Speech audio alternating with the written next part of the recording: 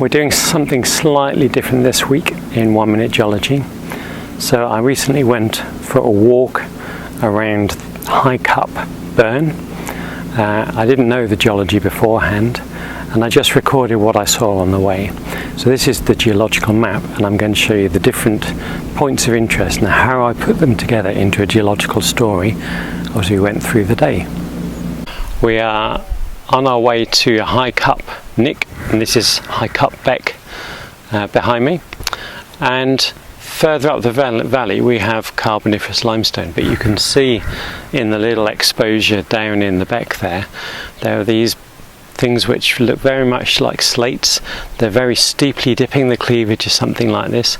They also look as though they're quite highly folded. And underneath the Carboniferous limestone here we have the basement rocks, which are Silurian and Ordovician slates, which were folded during the late stages of the Caledonian orogeny and then have been eroded down, and the limestone has been deposited on top. So we have things which are folded and steeply dipping, and then the limestone sitting on top. So it's a nice example of an angular unconformity at the base of the limestone, and this is true across Yorkshire, but in most places it's down below the ground. But here and over by North Craven and Dent, faulting has uplifted it, and we see the basement rocks which sit underneath the limestone.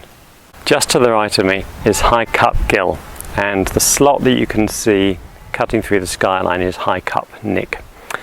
So we're just north of the A66 in limestone territory, and I was expecting this walk to be up to a nice little bit of limestone cliffs, and as we approached, these lower cliffs are very pale grey, typical limestone, but the upper cliff that you can see that's making the skyline is really quite dark in colour, and it's got these vertical joint sets in it. It just didn't look like limestone to me.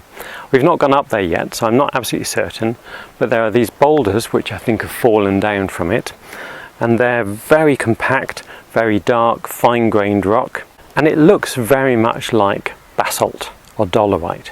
So I think this is a sill of dolerite, and the Whin Sill is this very large horizontal intrusion that intruded through a lot of the Carboniferous in northern England.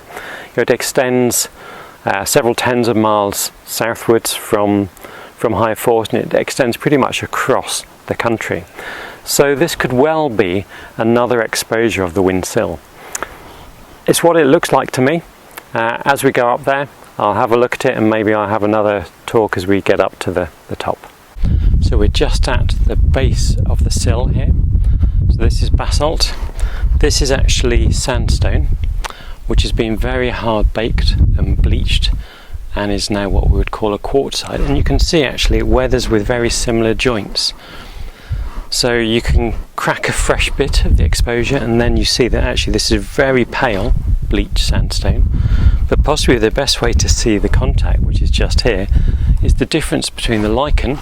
You can see these quite verdant lichens here on the basalt, whereas down here everything is a lot more flat growing, much less verdant. So there's a nice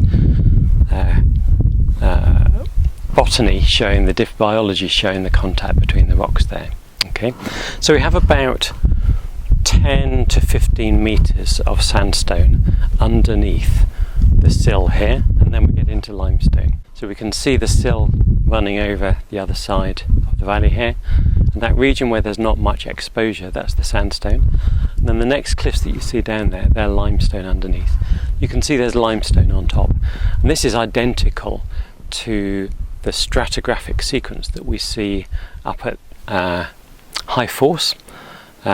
Underneath the sill you've got about 20 meters of sandstone, limestone on either side of that, up above the sill and underneath the sandstone. So that's strong evidence for me that this is a continuation of the Whin Sill. We're stratigraphically in the same place. We're only about 30 kilometers or so away from High Force. And here we are at the very top of the sill, and you can see quite nice hexagonal columns which have all been coming through here, and they're terminating with probably only a few centimetres or 10 centimetres below the very contact here. And now we're looking down on the sill through limestone.